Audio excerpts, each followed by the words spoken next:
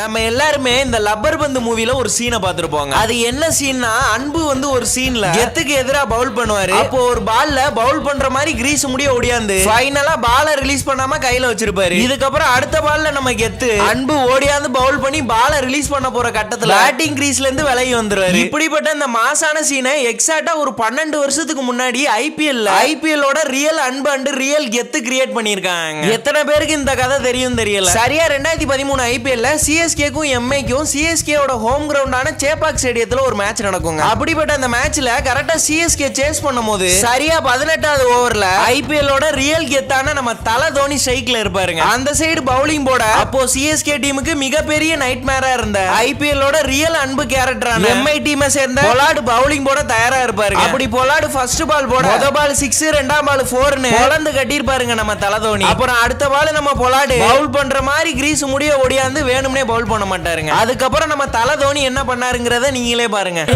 உப்பு தின்னா தண்ணி குடி, தப்பு செஞ்சா தலையிலடி, பரம்பரையா எங்கள் கொள்கையடா.